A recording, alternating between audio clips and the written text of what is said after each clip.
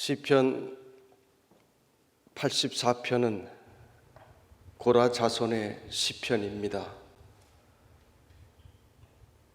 고라는 레위의 자손이었습니다. 레위의 자손들은 대대로 성막을 섬기며 하나님의 일을 했는데 이것은 그들이 받은 특별한 은총이었습니다.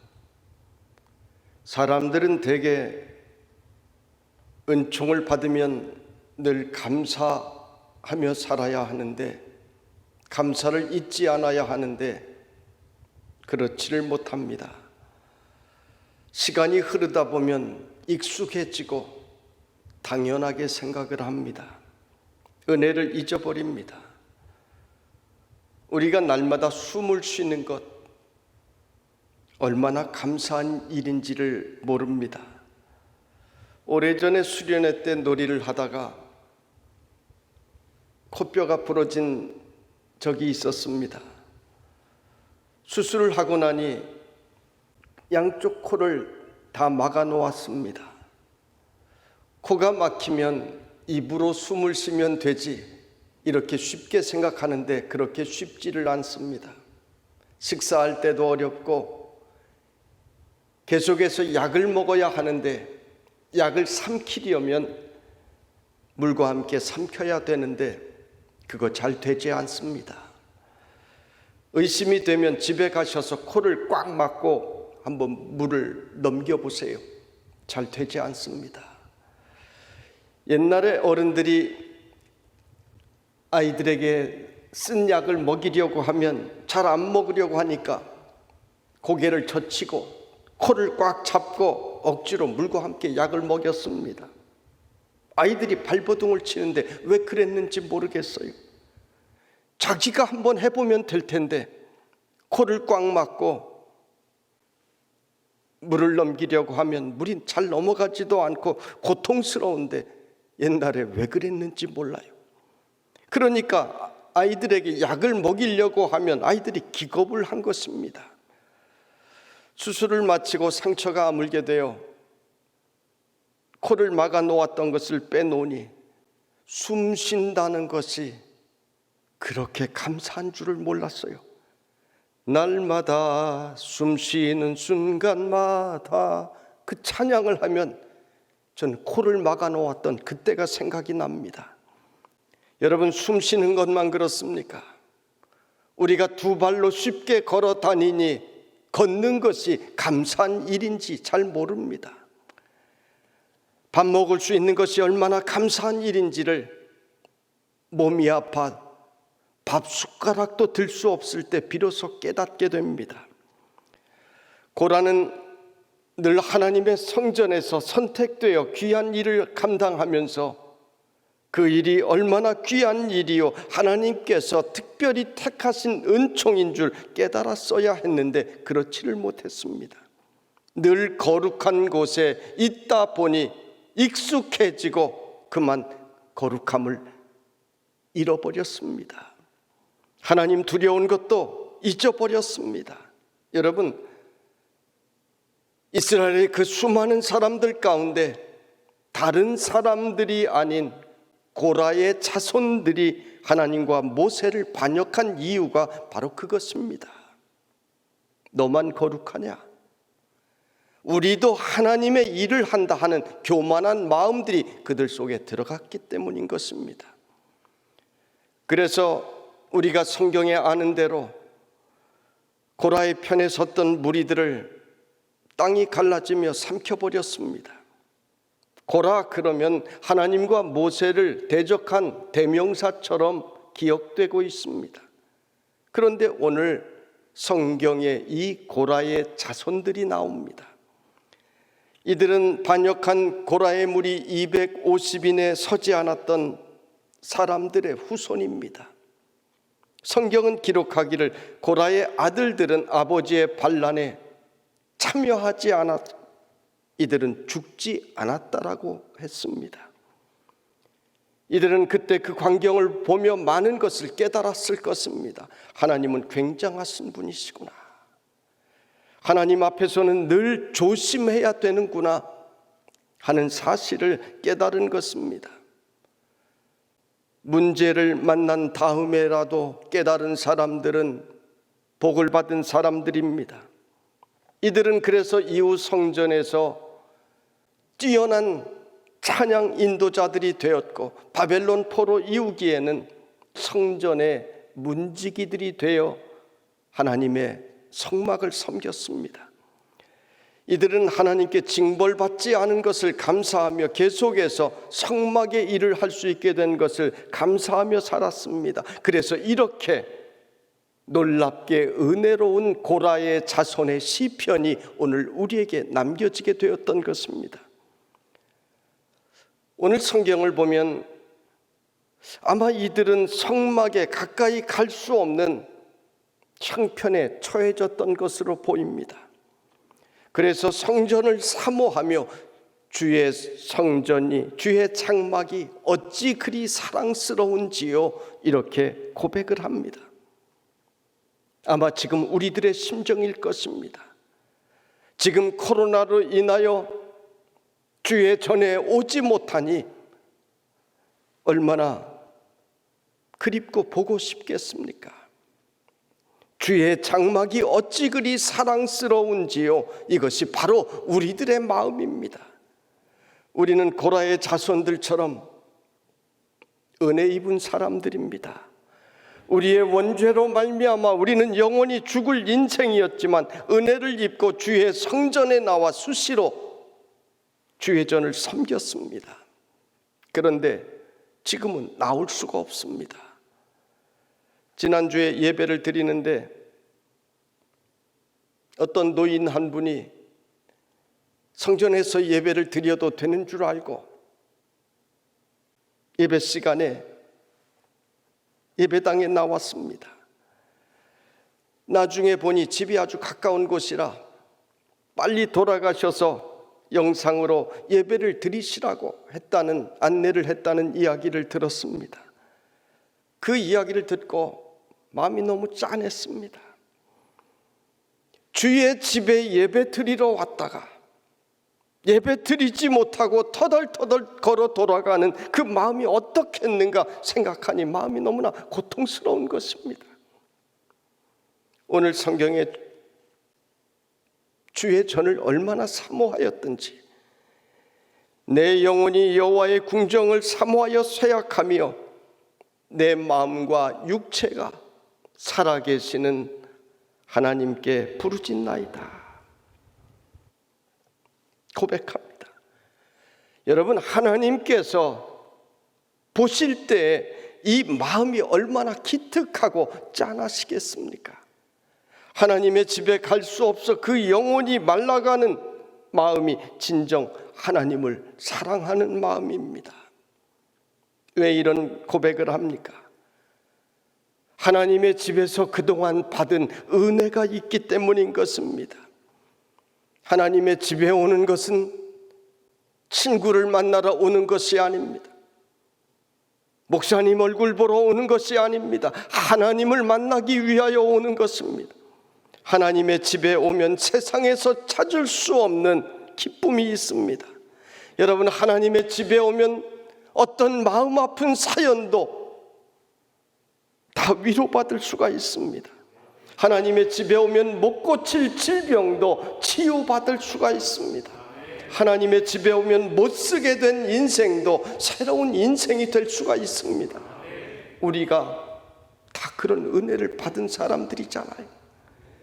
그래서 주의 집에 가서 예배 드릴 날을 사모하며 살아계시는 하나님께 우리도 고라 자손들의 모습처럼 오늘 부르짖고 있는 것입니다.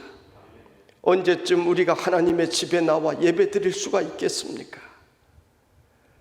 지금 한국 교회가 잘못하여 세상 사람들에게 하나님을 조롱하게 만들었습니다. 우리 잘못입니다. 십자가에 달려 조롱당하셨던 예수님을 여러분 생각해 보십시오. 누가 그랬습니까? 하나님의 집에서 예배를 맡은 제사장들이 성전을 섬긴다고 하는 레위인들이, 신앙생활 가장 잘한다고 자부심을 가졌던 바리새인들이, 하나님을 가장 잘 믿는다고 하는 이들이 예수님을 십자가에 매달았습니다. 이들은 자신들의 죄를 몰랐습니다. 그런데 예수님은 십자가에 달려 온몸에 피가 다 빠져나가는 고통을 겪으시면서도 마지막 순간에도 이들의 죄를 용서하셨습니다. 아버지요, 저들이 알지 못하여 저러니 저들의 죄를 용서하여 주시옵소서. 우리 주님은 그렇게 기도하셨습니다. 오늘도 우리는 또다시 십자가에 달려 조롱당하시는 우리 예수님의 음성을 들을 수 있어야 하는 것입니다. 괜찮아, 내가 너희들 다 용서한다. 너희들 몰라서 그렇지. 이렇게 말씀하시는 주님의 음성을 우리는 오늘도 가슴 아프게 들을 수 있어야 하는 것입니다. 그래서 오늘 우리는 우리 한국교회의 죄악을 회개하며 부르짖어야 되는 것입니다. 오늘 말씀의 시편 기자는 이런 안타까운 마음을 가지며 하늘을 보니 아마 새들이 그때 날아다니는 것을 본 모양입니다. 만군의 여호와여, 주의 제단에서 참새도 제 집을 얻고 제비도 새끼들 보금자리를 얻었나이다. 이렇게 탄식합니다. 성경에 나오는 참새나 제비는 아주 하찮은 존재를 의미하는 데 늘 사용되어졌습니다. 그런데 이 새들은 날개가 있어 마음대로 날아 멀리 주의 성전을 드나듭니다. 옛날에 성전에서 일할 때 새들이 성전에 날아드는 것을 기억하면서, 야, 너희들이 정말 부럽구나. 하찮은 너희들도 성전에 이렇게 마음껏 드나들 수 있는데 너희들이 부럽구나. 이런 탄식입니다. 여러분, 우리는 주의 집에 거하는 것이 얼마나 복된 일인지를 깨달아야 합니다. 하나님께서는 깨닫는 자에게 계속해서 은혜를 주시고 축복을 부어주십니다. 세상 사람들은 눈에 보이는 세상이 전부인 줄 압니다. 그래서 세상에서 내 눈에 좋아 보이는 것을 얻기 위하여 몸부림치며 달려갑니다. 그러나 다 지나가는 것들입니다. 이 세상에서 진정으로 행복하게 살아가는 사람들은 주의 집에 와서 하나님을 만나고 살다가 영원한 하나님의 집으로 이사가는 사람들인 것입니다. 옛날에 있던 교회에 어떤 집사님 가정이 그 동네에서 제일 가난했습니다. 지하방에 살았는데 먹을 것이 없어서 이웃들이 먹을 것을 좀 주면 할머니가 그것을 가져다가 자녀들에게 나눠주었습니다. 그런데 그 할머니가 교회에 나오면서 신앙생활을 잘했습니다. 사실은 교회에 나오면 구제를 하니까, 구제품을 주니까 그것을 받기 위하여 나왔다가 말씀을 듣고 말씀이 그 속에 들어가 믿음이 들어갔던 것입니다. 이분이 은혜를 받고 나니까 교회를 얼마나 사모하는지, 야구르트 하나만 생겨도 목사님 드시라고 그것을 가슴에 품고 교회로 달려왔습니다. 그 할머니 집사님 돌아가시고 그 아들이 복을 받았습니다. 하는 일마다 잘 되는 것입니다. 아주 큰 부자가 되었습니다. 그런데 부자가 되고 나니 그 아들의 모습이 바뀌었습니다. 부인 집사님은 머리를 해도 꼭 강남에 가서 비싼 집에서 파마를 하고 옵니다. 사업이 잘 되니 주일날 거래처 간다고 주일 예배 빼먹기 시작했습니다. 그러더니 부자 동네로 아파트를 사서 이사를 했습니다. 신방을 가보면 잘 만나주지도 않고 신방 드리는데도 정신이 다른 데가 있습니다. 아이들 피아노 선생님 왔다고 선생님 가실 때까지 기다리라고 박대를 합니다. 저는 너무나 안타까워서 계속해서 신방을 가는데 박대를 하는 것입니다. 그러다가 남편 집사님이 덜컥 병에 걸렸습니다. 신장에 무슨 이상이 생겼다고 하는데 사람이 빼빼 말라갑니다. 그러다가 호스까지 꼽게 되었습니다. 빚쟁이들에게 쫓겨 호스를 꼽고 이리저리 도망다닙니다. 사업이 망하는 것도 시간 문제더라고요. 집도 사업도 다 잃어버리고 가진 것도 하나도 없게 되었습니다. 그랬더니 이분에게서 연락이 그때 와요. 안 만나주던 분이 연락을 하시더라고요. 도봉구에 있는 한 병원에 빚독촉에 숨어 병원에 입원해 있는 그 남편 집사님 면회하러 갔더니 그 부인 집사님이 병원비도 없다고 그렇게 울더라고요. 죽음을 기다리는 남편의 눈을 보니 그 눈이 절망한 눈입니다. 하나님을 붙잡았더라면 사업에 망해도 병에 걸려도 절망하지 않는데 이분은 완전히 절망한 것입니다. 여러분, 세상에서 눈에 좋아 보이는 것이 그것이 전부가 아닙니다. 여러분, 사업에 성공해도 하나님과 함께해야 그것이 진짜 성공인 것입니다. 군에서 장성이 되는 것 최고의 영예입니다. 군에서 별을 달아도 하나님과 함께 달아야 그것이 진정 행복한 것입니다. 그것은 바로 세상 사람들이 알지 못하는 행복이기 때문입니다. 여러분, 오늘 고라의 자손은 주의 성전을 최고로 좋게 보았습니다.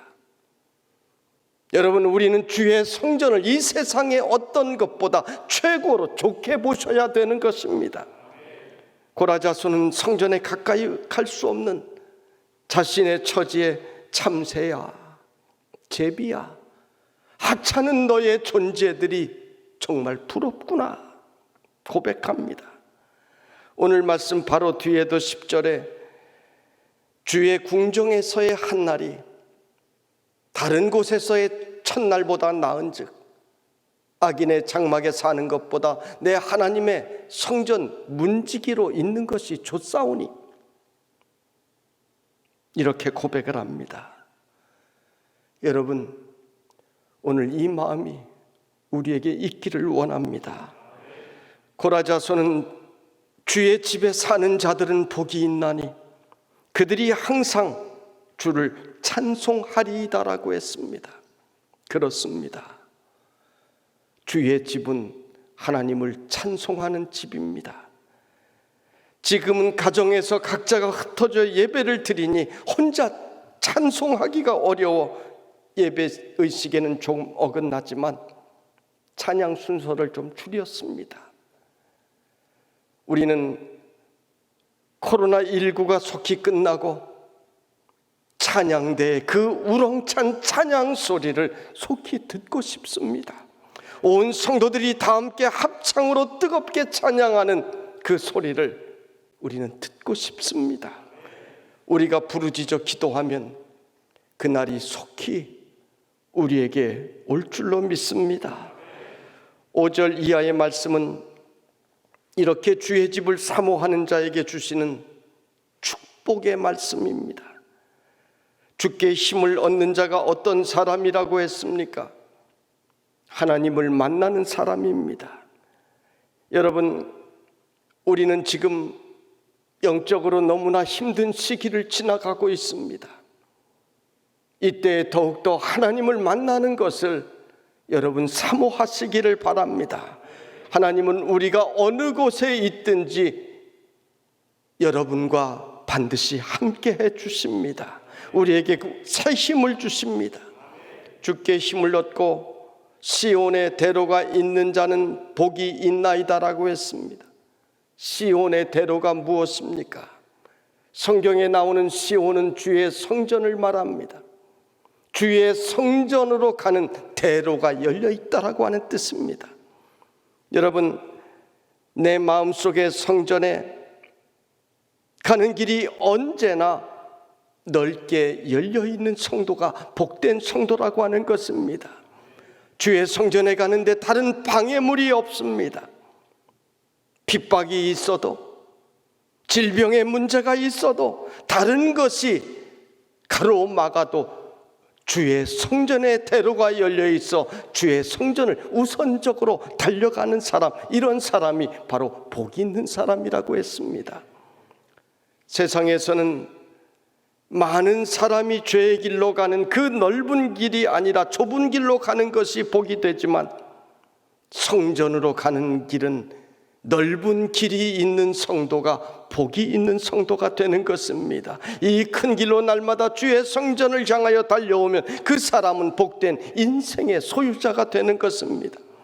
오늘 성경은 눈물 골짜기를 지나가도 그곳에 샘이 있을 것이라고 했습니다. 이른 비를 채워주신다라고 했습니다. 중동에는 비가 오지 아니하면 모든 식물들이 말라 죽습니다. 가축들도 죽습니다.